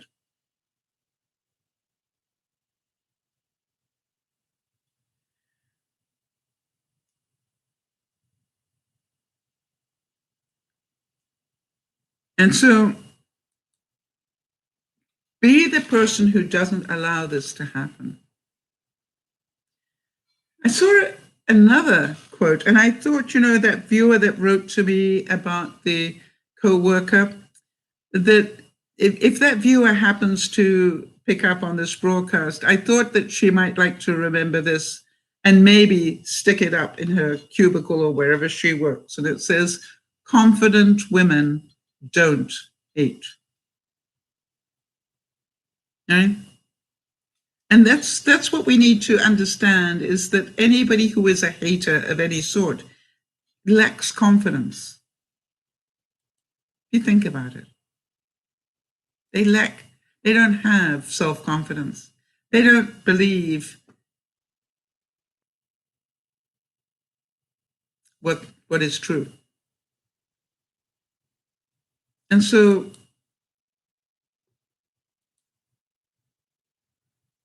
it is important for us to understand that we have an ability to stop the haters. We either ignore them or we do something about them. Ellen DeGeneres said, things will get easier, people's minds will change, and you should be alive to see it. I was thinking about the time when Ellen DeGeneres came out and said she was gay, and it ruined her career. Do any of you remember that? Literally, she was a hot commodity one moment, and nobody would put her on television the next. And yet, she had the courage to be who she was, and more so. And I have always felt great love for her, because that must have been really a difficult thing to do, is to take a good career, which she had, and destroy it in a heartbeat. But then wait it out, knowing that she had the talent and knowing that she deserved to be that rich and famous person that she is today, and just kept being who she was. And you either going to accept me as I am, but I'm not going to lie to keep you happy. I think that takes courage. And so to me, our job is not to make friends. Our job is to be who we are. And how about this one? Don't turn your face away. Once you've seen, you can no longer act like you don't know. Open your eyes to the truth. It is all around you, and don't deny what the eyes to your soul have revealed to you. Now that you know, you cannot feign ignorance. Now that you're aware of the problem, you cannot pretend you don't care. To be concerned is to be human, and to act is to care. So don't just have words about, I worry about bullying. Make sure your actions show people that you don't accept it. I lost a really fun and much loved viewer because I didn't do what she wanted me to do about somebody who apparently hated on her, and I wasn't party to the conversation. And I said, I cannot nuke another viewer based on hearsay. All right, just the fact that you're telling me that that's what happened is between you and her. I know nothing about it. And she said, but I'm telling you, so you know it's the truth. I said, that is maybe true, but you understand I have to be fair on both sides. I didn't hear what went on. And therefore, I need to stay impartial on this and not take sides on it. It's something you need to deal with, not I need to deal with. Does that make sense to everybody? You know, there are times when people need to deal with their own things and not, it's not my job to be that person. And I lost a really good viewer because of it. But I notice whenever she has a problem, she comes back. So that's the main thing. How about this one? If you're insulting people on the internet, you must be ugly on the inside.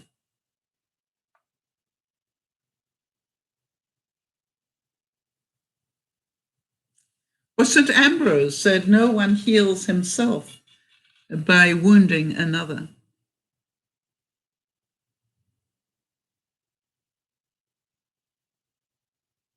And Tiffany King said, all the whispering, glaring, and judging makes them no better than whatever or whomever it is they are gossiping about.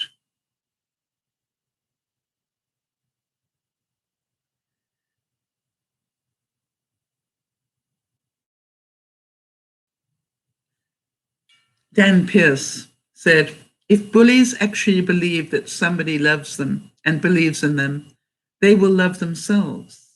They will become better people, and many will even become saviors to the bullied. So again,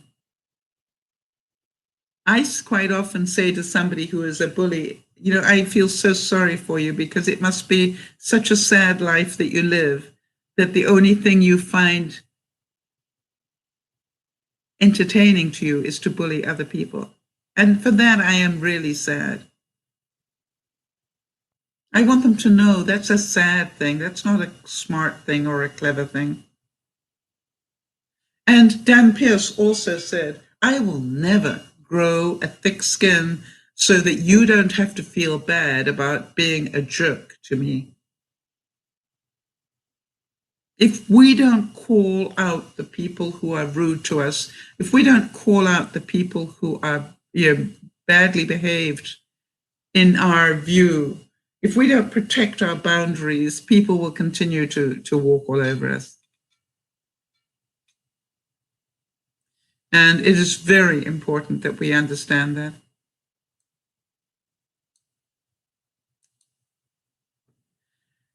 And before I carry on to the end of this broadcast, I just want to, is anybody here that particularly would like to discuss anything? If so, tell me now so that we can do that. I'd like to have enough time to be able to do that.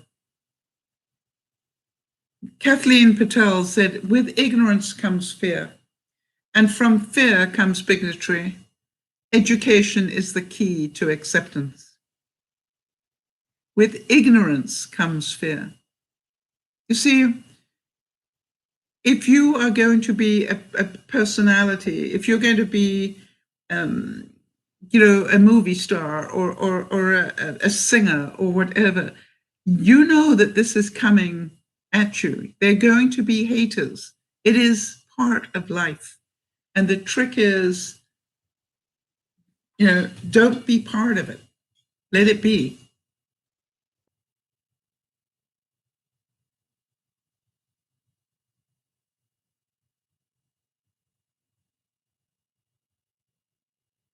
Rachel Simmons, an odd girl out, wrote, "There is no gesture more devastating than back turning away." In other words, when somebody has this, just don't even answer them. Just walk away. You're not going to change their view.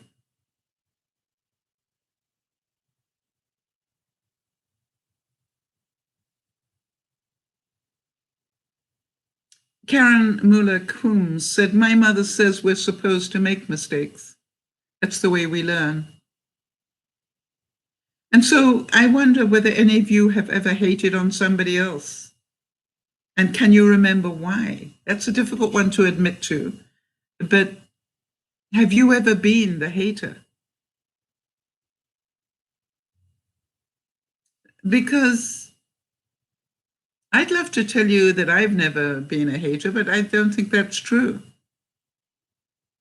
I've talked negatively about people behind their backs. Not proud of it, but I've done it. What about you guys? And do we have the courage to discuss why we did it? Yeah, and Jody's saying, "I'd be a hater." Sure, yeah. And, I wanted to have that open discussion because if we can talk about how are we feeling at the time, maybe in that we have a lot of answers. The times that I have been a hater is when I have felt that somebody was really doing something very unfair. I have certain things in my life that I call my cornerstones, and justice would be one of them. And so when I hear somebody treating somebody unjustly, I will get angry and hate. Jody's saying when she feels trapped. Yes. That's your trigger, right? And so understand that we are not without sin. But when we can admit it, I think it makes it easier. And also understand that the people hating on you are obviously not happy people. Because I don't think when you're happy, I don't think you hate on people. Do you, Jody? Maybe.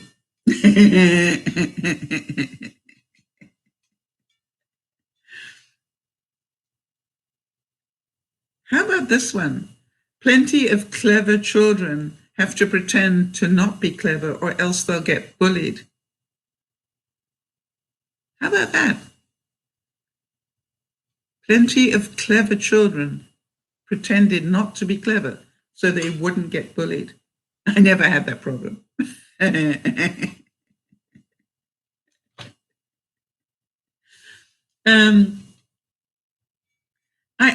I always found that it was amazing that my teachers knew me as well as they did. And I think back on that. And also how many of my teachers told me that I would make a difference in the world. And I think back on it now, I'm quite surprised. But I remember more than one, quite a few of my teachers at different levels said to me, I'm not going to need to worry about you, Sal. You're always going to make your way. And you're always going to be helping people along the way. And I go, what makes you think that? And they said, it's who you are. I go, oh, okay. I didn't really get it at the time, but they were right, of course. Fear of a bully, fear of a volcano, the power within you does not distinguish. It does not recognize the degree. You are either a fearful person or you're not. If you live your life in fear, you probably also live your life in anger. If you live your life in fear, can you imagine how much fear I could have about the coming few weeks? And how much I could think they're going to think I'm a right pain because of it's not what I'm thinking. I'm constantly saying what needs to be done, what do I need to do to be able to help the process along, and what do I need to slow down so that I don't get overwhelmed. It is not worth making myself sick to get home because everybody else wants to hurry it now. That is not my concern.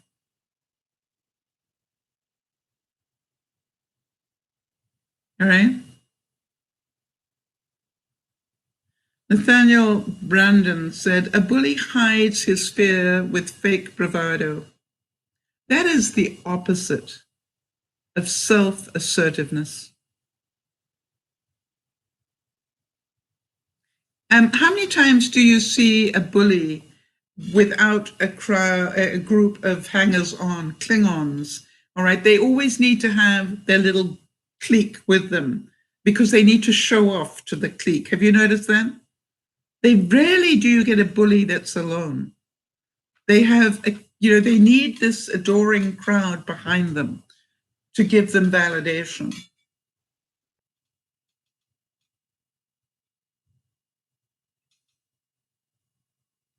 How about this one? I need you to listen to this very carefully, all of you, and give it a bit of thought. Maybe you have never considered yourself a bully, a batterer, or an abuser before, but maybe you are to yourself.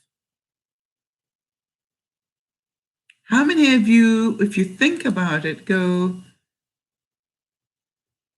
how many of you abuse yourself by what you say about yourself? How many of you are bullying yourselves? Speaking, I'm useless. I'm never going to be able to do anything. I couldn't do that. You spend your life talking yourself down instead of realizing how incredibly talented you are. Or you compare yourself with an absolutely unrealistic benchmark that is just not intelligent.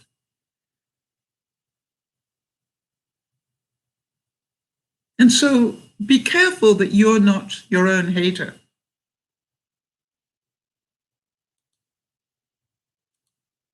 It's easy to do.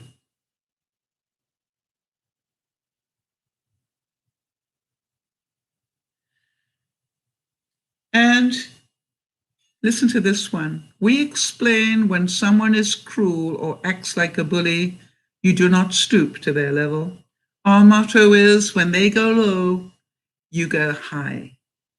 And that, of course, is from Michelle Obama. All right? When other people go low, go high.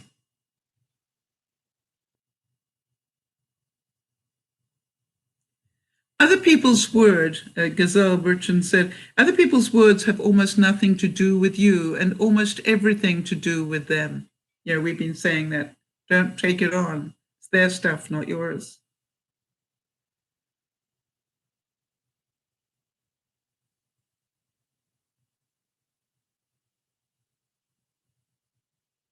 It is a sad reality, though, that the very same people who are probably haters are also people that have guns. Isn't that scary? It's like, I don't know why that worries me so much, but it does.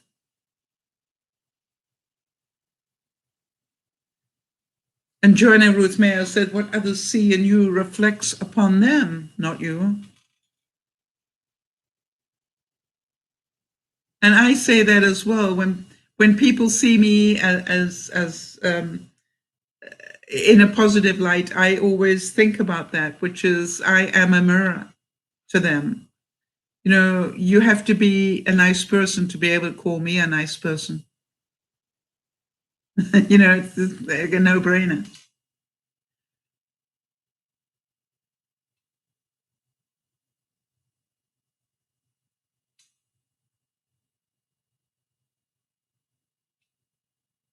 So I look at your life and my life and everybody's life and go, each of us is on the journey to try and be happier. But I want to just remind you all that what makes us happy is having our boundaries in place, not letting the negative come in. I know that it is inevitable that there will be some level of stress over the next few weeks. My job is to stay as healthy as I can. I am certain that Kimmy knows that regardless of how well she does everything, she's going to have a really tough time, you know, with having a sick puppy. You know, we feel that almost more than a child in some ways. So, you know, it's a tough time, and we need to be more mentally aware that it is normal for that to hurt, and it is normal for that to be difficult. I want to talk for a moment, and I do have permission. I want to talk for a moment about our Lauren in Tasmania. You know, she had a week in which she actually lost two family members, you know, came back from burying one or the funeral of one, and then came back to another family member having died, and yet also was busy doing work for university. And I thought about it and thought, boy, you know, she could have just given all sorts of excuses that she was dealing with deaths in the family and that she couldn't do it, but she didn't. She knew that there were two different things. One was grieving and one was learning. And I just was so proud of her for understanding that if you choose to be a victor, you can say, I choose to get on with my university because it will help me not think about the grieving for a while. And yet other people would use the grieving as an excuse. I found it really, and it told me a lot about, you know, just her whole mentality, and I'm so proud of her.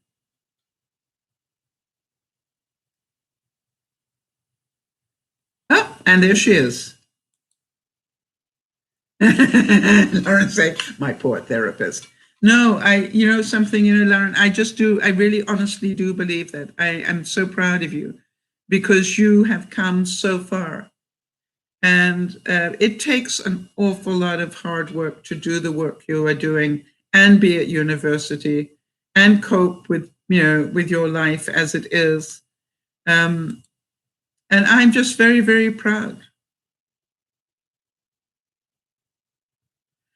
And I think anybody who has ever been bullied will tell you never be bullied into silence. Do not keep quiet if you are being bullied. All right? Do not keep quiet. It is the same thing if you are being abused. Do not stay quiet. Talk about it.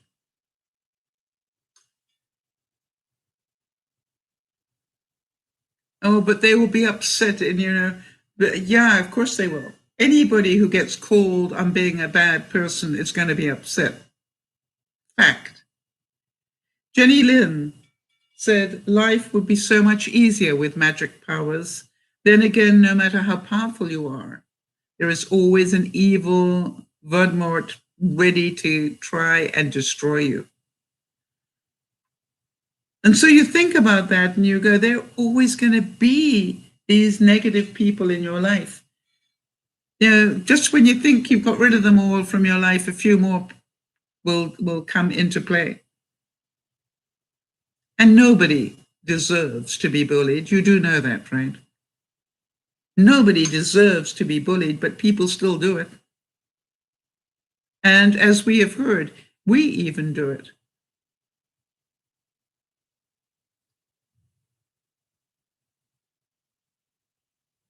And Jessica Spear said, friendship truth number 9. You choose which of your friendships to grow. Grow the healthy ones. As I said, you know, if you don't like criticism, if you can't handle it, if you don't have a skin thick enough to be able to deal with criticism, do not get into being in social media, right? Because you have to be able to cope with that to become, you know, to do it. You have to And I want to tell you, when I look at, I've been pretty fortunate, I believe, but I look at some of the things that I always remember talking to Sam. What's Sam Sherman? Do you know of whom I speak? She took a year off because the haters got so bad that she just decided, hey, I don't want to do this anymore. But it was interesting because when I talked to her about it one day, I said, what made you come back? And she said, I miss the nice people. Right? It wasn't about, she obviously didn't miss the haters, but she missed the nice people. And I thought that was so true, that, for every hater, when you think about it, think of how many nice people. I think about all the nice people we've met here at DearMamaSal. I think of, people that we don't even hear from anymore. I think about Leslie in Scotland and go, what if we had never helped her when we did? That she might still be an agoraphobic and still never have left the house and never have gone and learned how to drive a car and then never have gone and attended an Adele concert.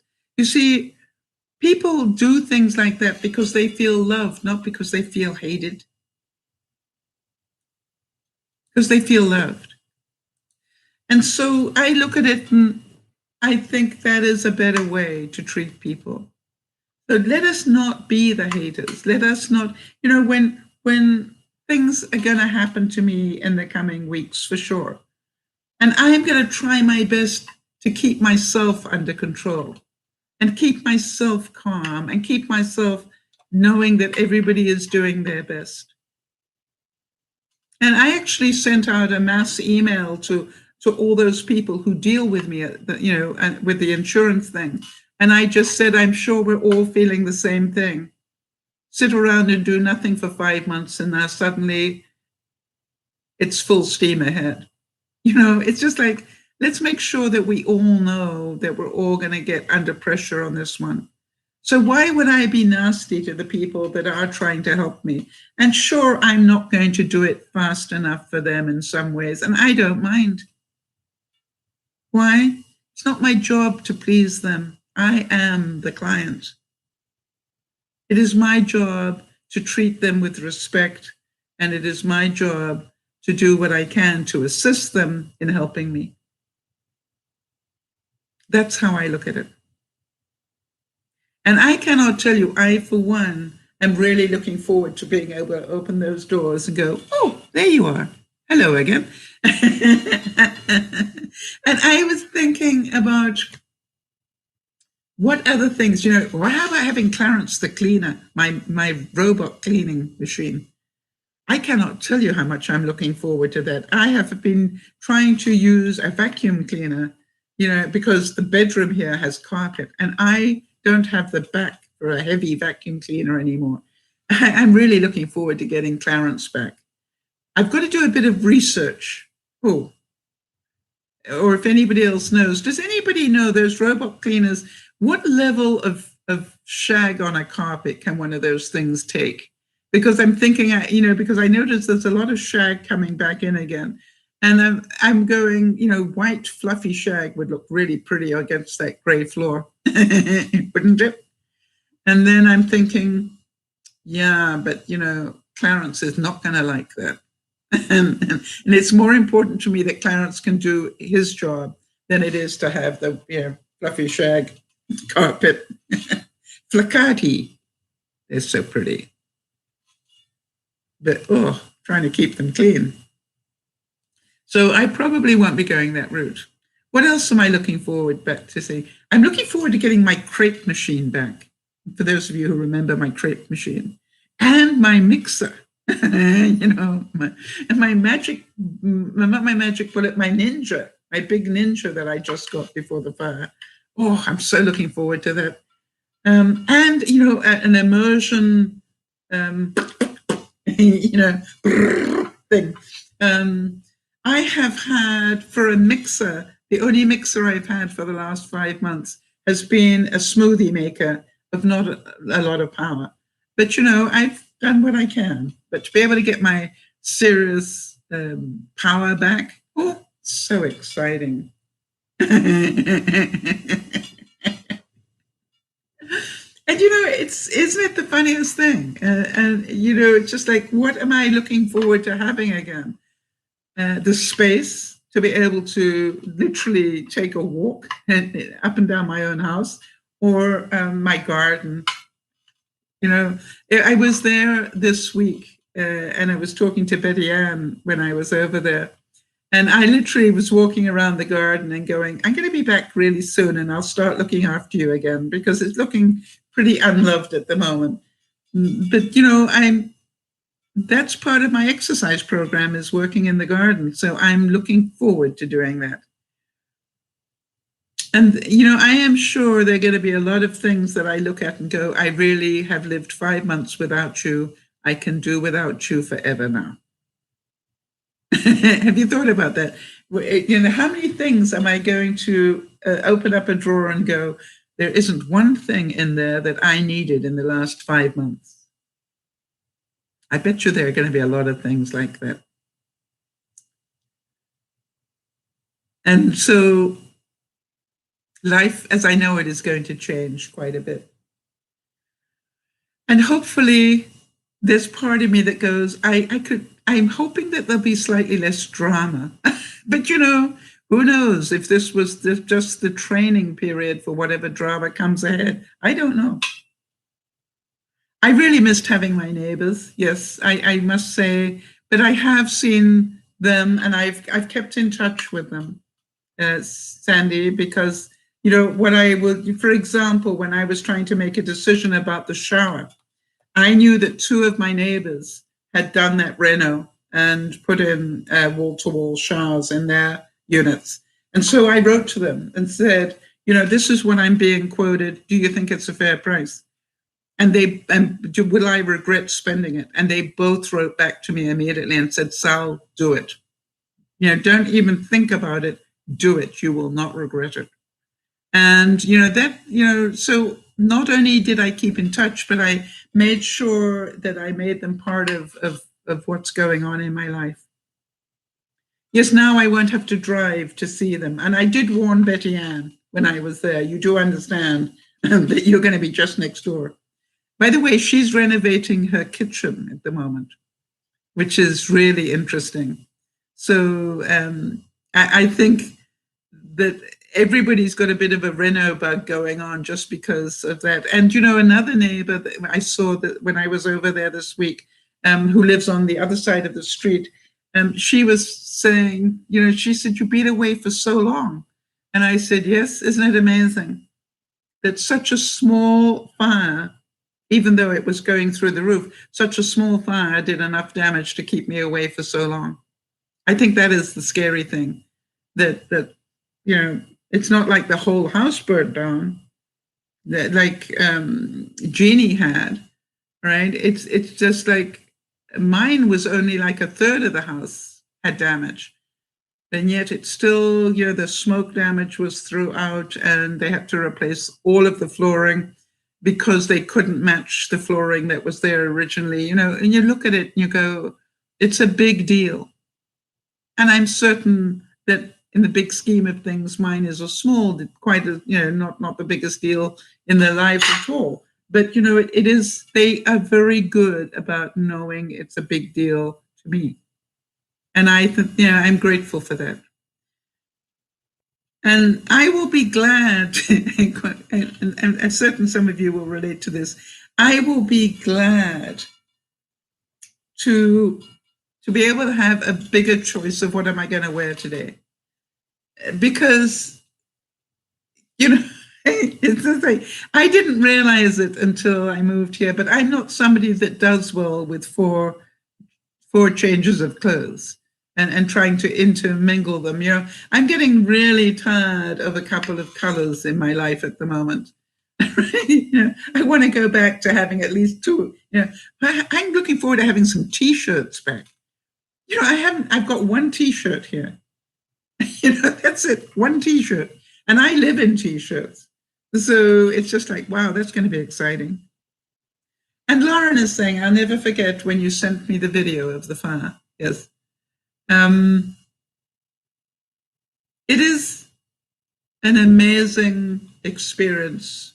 And I have considered myself to be so lucky that I survived it. I was talking about that this week when I was back at my home, and the neighbors were talking about how long I'd been away. And I said, I'm just so grateful that I am here to be able to talk about it, and that I wasn't asleep when it happened, and that I was awake, that I was able to fight the fire. I am grateful for that I didn't cause damage to anybody else's house because I was able to fight the fire, and all those sort of things where I'm just so incredibly grateful for all of it. And I am not sure where this experience is important for the next part of my life, but I am a great believer that things don't happen without a reason. I am so grateful I bought the mega package of insurance on that place. I have never regretted that for 1 minute in the last 5 months.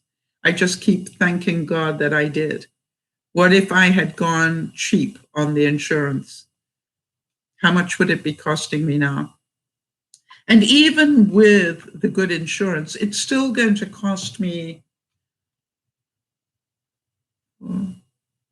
over $10,000 of my own money, all right? Just to get, and I don't know how much I'm getting back from the insurance, if anything, because you understand they fronted me some money at the beginning. And, it is a case of, have I used up that money, or are they saying we gave you this much and now you owe us some back again? We'll see. You remember they gave me 10 grand right at the beginning for the expenses. And so I'm not sure if I've used it sufficiently. I may end up owing them money. It'll be interesting to see. So I'm not expecting, this 64 pages of stuff that I'm about to give them permission to destroy. I'm not sure if I'll be getting any money back on any of that. I'm expecting not to. All right? Because if I expect not to get money back on it, then maybe I will be happily surprised. You guys understand what I'm saying? Because they fronted me money and I haven't spent it, that money will get deducted from the value of the stuff that I'm going to have to throw away. And it's my choice. How much of it do I want to replace? And that is, those are the decisions you have to make. And what about the stuff? I've said to them, I won't really know what's missing in my life until I get back. In other words, until I lean over and go, well, I should be able to get that from the bottom drawer, and I realize, no, I don't have that anymore. Where did that go? There are going to be some things that I won't realize that were lost in the fire until I go to find them.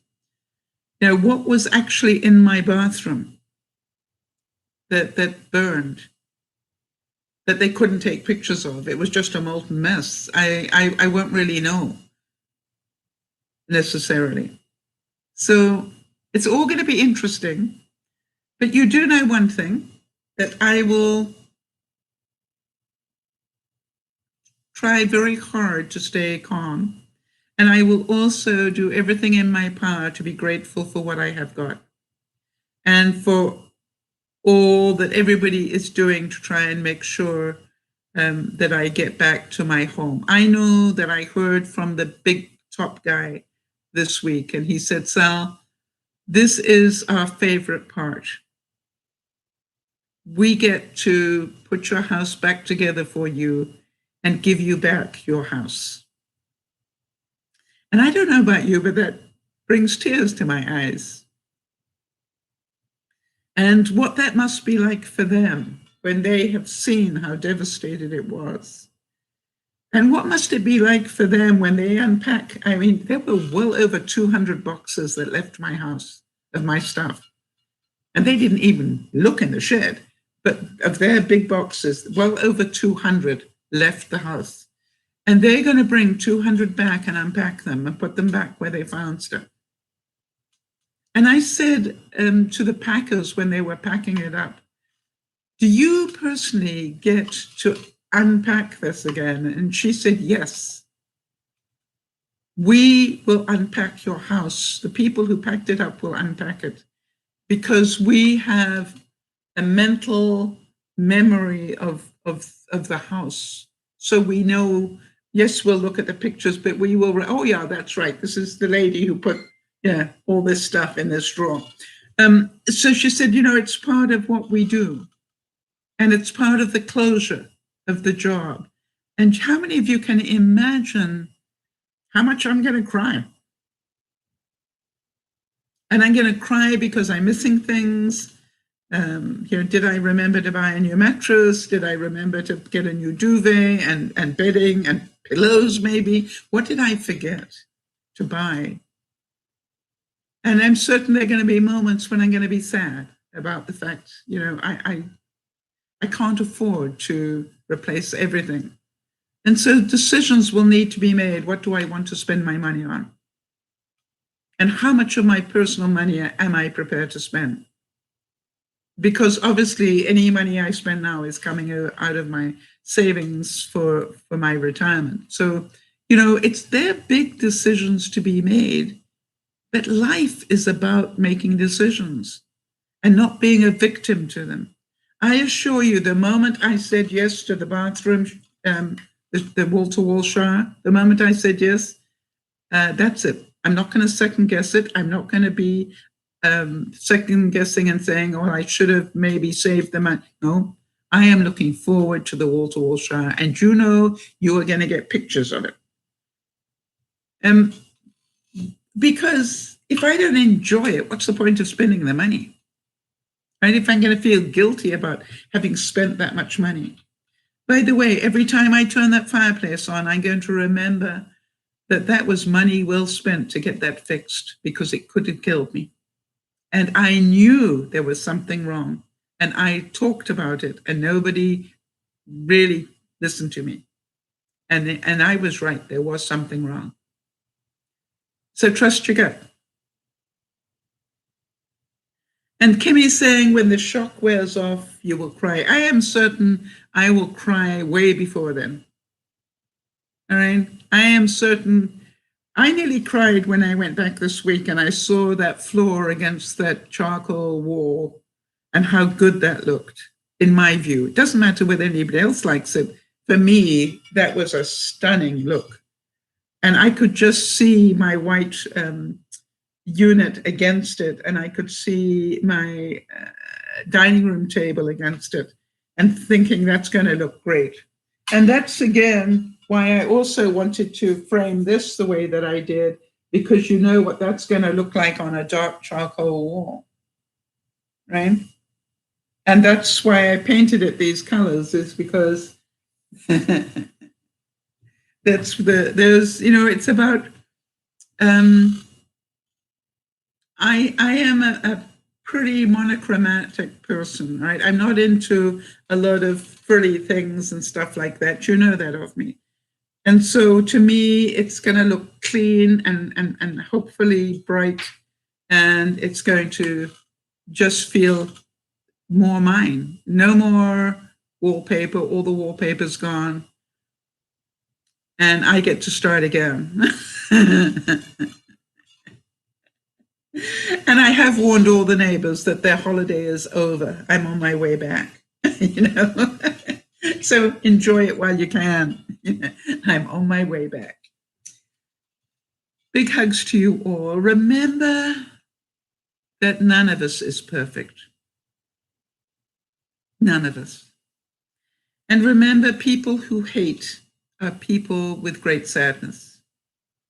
Their sadness is that they don't know how to keep the negative out of their life. They don't know how to let go of people that upset them. They don't know how to make sure that they live life on their terms, not on somebody else's. And for that, I feel really honestly sorry for them. I understand that they do not have the understanding that if you, like me, are overweight and obese, that the only way that you're going to change that is to dramatically change the way you eat and get some exercise. And I can assure you, I did not expect to have to put in 8,000 steps a day. But if that's what it takes to move that needle, you do know that's what I'm going to be doing. And you'll be pleased to hear that I have got the blood sugar back under control again at last. And I found part of the problem. Part of the problem was that my cheap meter actually was scoring me a 4 point. That's Canadian point.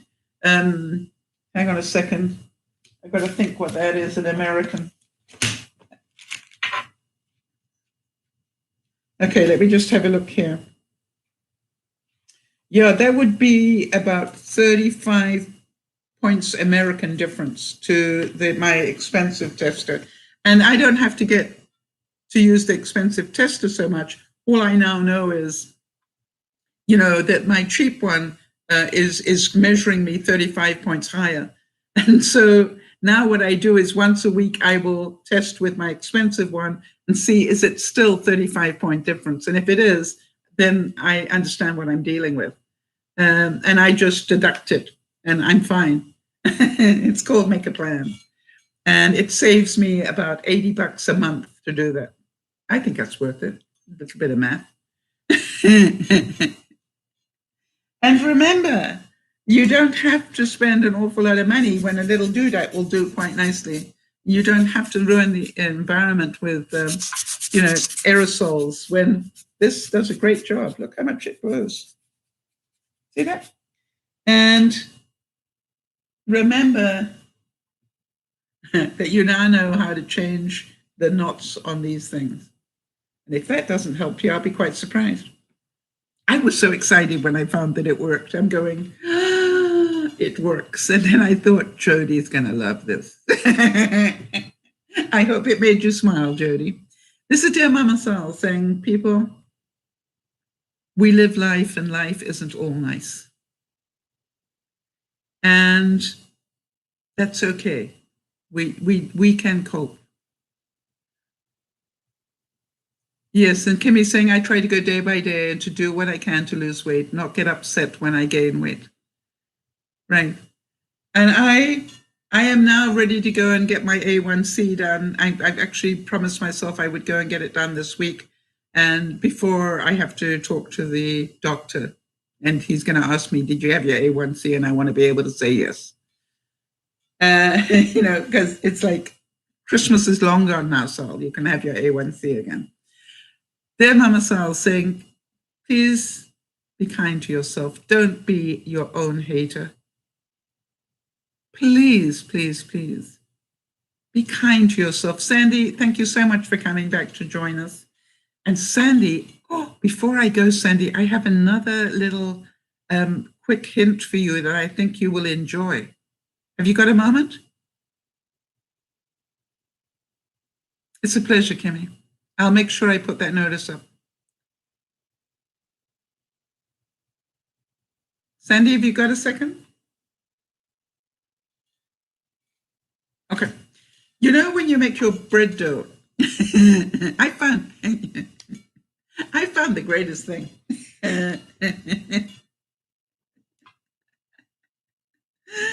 Don't ask me what made me do it, but it works. Okay. So when you make your bread dough, I actually make mine and then I let it sit on the counter for most of the day. And now what I do is at the end, and by the way, I take a spatula and I turn it on itself a couple of times during the day. But then at night, I put it into a plastic bag and I keep it in the fridge. And I want to tell you something. It absolutely does its thing in the plastic bag. So make sure you put it in a much bigger plastic bag, at least twice as big as the amount of dough that you have. And just leave it in your fridge. And it will actually do its thing. And you will know that it's ready to use because the air holes are big. doesn't require any kneading. It does not require any fancy anything. Just, it works. And I thought I need to tell Sandy. And by the way, I have found that Rogers here in BC, and probably you can get it where you are, Sandy, they now make an incredible mix of porridge oats and other healthy grains. And it is wonderful. Just throw a cupful of that in with your dough. It just, it's just like it's got oats and it's got flaxseed and it's got chia. And I think, I'm not quite sure all that's in it, but it's just like, wow, that saves a lot of, buying extra flours and stuff. Just 1 cup of that will do.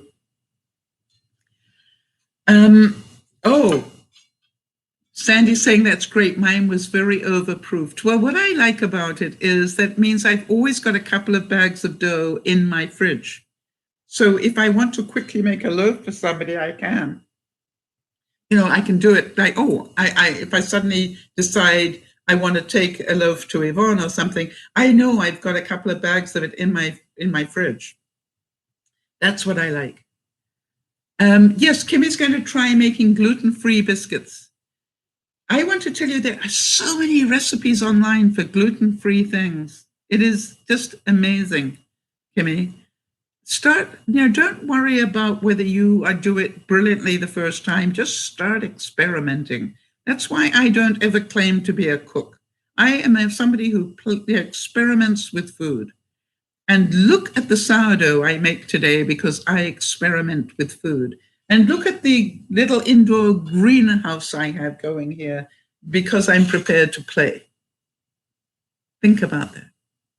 It all brings me joy, right? It's just like, and by the way, something failed today, one of my greenhouse experiments, and I went, okay, well, that one didn't work, but how many have? This is DearMamaSal saying, I love you dearly. Please look after yourself. Do what makes you happy. Not one of us knows if we will be here this time next month, never mind this time next year. So let's enjoy the life that we have. And regardless of what is coming down the pike at us, regardless of whether people want to go back to not wearing masks and making us all more vulnerable again, it's going to happen. Things are going to make us upset. Let's just keep the best control we can of ourselves because that is the only thing that we can control. And people are going to do stupid things and people are going to hate. And I love you dearly for hanging in here and doing what you can to make life better, not only for yourself, but for those that you know. This is DearMamaSal saying, thank you for being part of my life. And thank you for being my support system when I needed it. And wish me luck. Bye-bye for now.